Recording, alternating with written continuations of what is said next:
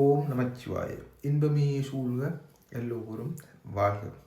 ஒருத்தரும் அழிஞ்சு போகக்கூடாதுன்னு எல்லோரும் நல்லா இருக்க வேணும், எல்லோரும் மகிழ்வாக இருக்க வேணும், எல்லோரும் இறைவனை அடைய வேணும்னு சொல்லித்தான் குருமார் வேண்டிக் கொள்வார்கள் இல்லையா? இதில் ஒரு காணொலி ஒன்று போகுது. இந்த காணொலியை பாருங்க, பார்த்துருப்பீங்க. பார்த்து நீங்கள் இப்போ கொஞ்சம் கேளுங்க.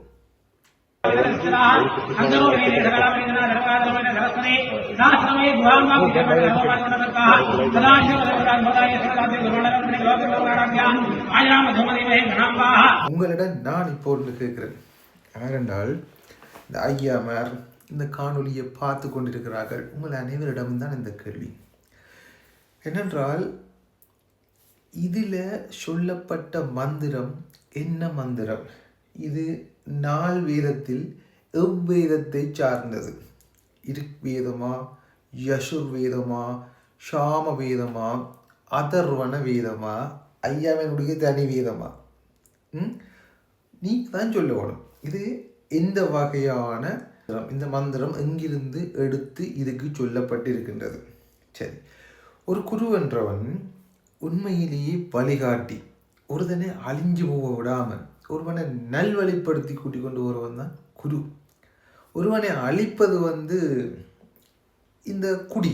நீங்கள் பார்த்தீங்கன்னா இப்போ குடிகாரருக்கு பொங்கும் என்னடான்னு சொல்லி நீங்கள் பொங்கினாலோ பொங்கல் என்றாலோ குடி என்றது கேடு. சரிதானே? ஐயா மேரம் சில பேர் அப்படின்ற தனிப்பட்ட இது அப்படி இப்படிலாம் கதைச்ச வரலாறு எல்லாம் இருக்குது. அது ஒரு பக்கம் இருக்கட்டும். ஆனால் குடி என்றது கேடு. உண்ணாமை பற்றி திருமூலர் சொல்லியிருக்கிறார், திருவள்ளுவர் சொல்லியிருக்கிறார். சரிதானே?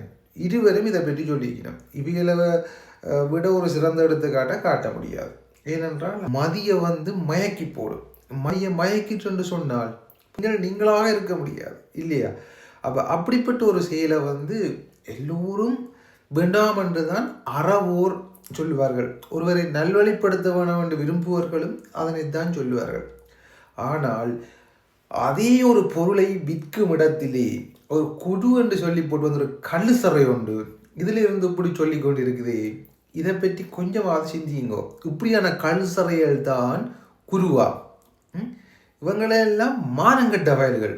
நான் சொல்லுவேன் தானே, அந்த கும்பத்துக்கு நூல் சுற்றுறது அது இதுகள் தான் இதுகள பணி. இதுகளுக்கு அதை தாண்டி ஒன்றும் தெரியாது. கிரிகைன்னா என்னத்துக்குன்னு செய்வாங்க. நீங்கள் பணத்தை கொடுக்குறீங்களா, எல்லாத்துக்கும் கிரியை செய்வாங்க.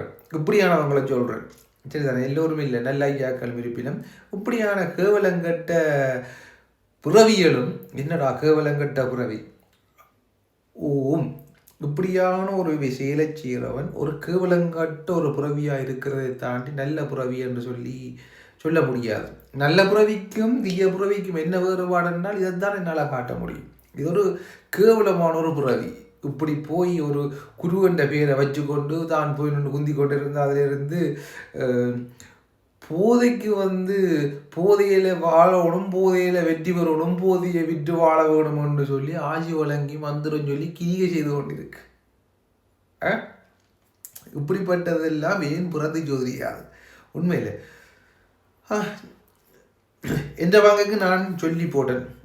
இதில் உண்மையில நீதியானாக்கள், சரிதானே? நீதியானாக்கள் உங்களுடைய கருத்தை தெளிவான முறையில் சொல்லுங்க. சில பேருக்கு கடுப்பாகும், சில பேருக்கு மகிழ்வாக இருக்கும். நீங்கள் மகிழ்வண்டா வாழ்த்துவியல், உங்களுக்கு கடுப்புன்னு சொன்னால் கொஞ்சம் கத்துவியல்.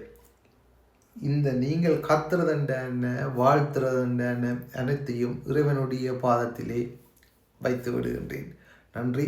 பொய்யாயின எல்லாம் பொய்யெல்லாம் வந்தவை. சூழ்க எல்லோரும் வாழ்க.